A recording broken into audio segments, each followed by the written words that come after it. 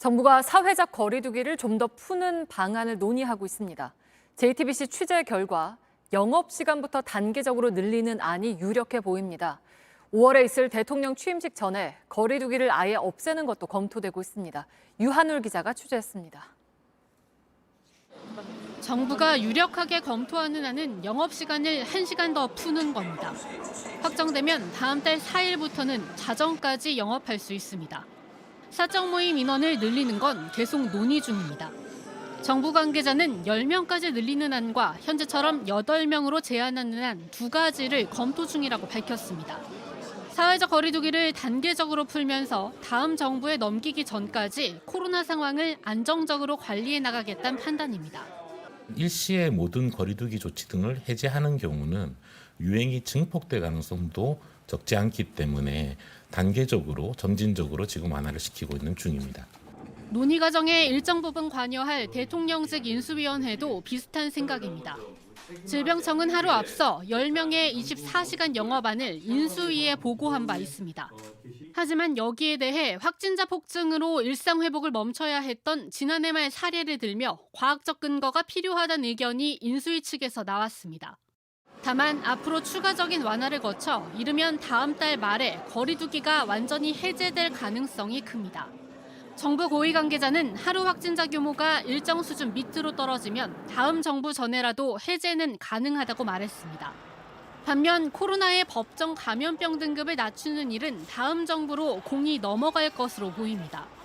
정부는 오는 31일 일상회복지원위와 다음 달 1일 중대본 회의를 거쳐 거리두기 최종안을 발표할 예정입니다. JTBC 유한울입니다. 코로나 확진자와 달리 사망자는 늘고 있습니다. 이번 달만 7천 명이 넘는데 실제로는 더 많을 걸로 추정이 됩니다.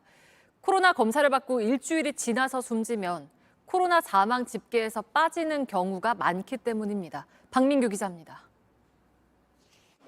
경기 의정부의 이 요양병원은 한층이 통째 격리에 들어갔습니다. 지난주 환자와 종사자 7명이 감염되면서입니다. 하루에 확진자 60만 명 이렇게 나오다 보니까 그걸 막을 수가 없었습니다. 그래서 약을 지금 최대한 확보해서 막고 있는데 코로나 사망자는 하루 평균 326명, 3분의 1은 이런 요양병원과 요양원에서 나옵니다. 그런데 병원이 사망을 신고해도 거부되는 경우가 있습니다. 보건소에서 전화가 검사 채취일이 7일이 지났기 때문에 사망 신고에서 제외해달라. 이거 분명히 코로나로 인한 사망인데. 장례를 마친 뒤에야 이런 연락을 받기도 합니다. 8일차에 돌아가셨으니까 코로나 사망자로 간주하지 않는다는 얘기를 뒤늦게 저희 아버지 화장가 끝나고 나서야 얘기를 들었어요. 저희 아버지 사실 매장을 원하셨거든요. 정부는 7일이 지나 숨져도 의료진이 판단하면 코로나 사망자로 인정한다고 설명해왔습니다. 하지만 실제 현장 상황은 다른 겁니다. 일반 사망자는 코로나 사망에 따른 장례 지원금 1,000만 원도 받을 수 없습니다. 유족들은 지원금이 문제가 아니라 오락가락한 지침 때문에 가족을 제대로 보내지 못한 게 더 문제라고 따져 묻습니다.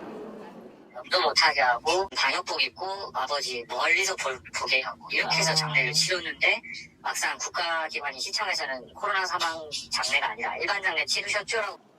집계되지 않는 중환자도 있습니다. 상급병원이나 전담병원에 중환자 병상이 가득 차서 환자를 못 보낸다는 겁니다.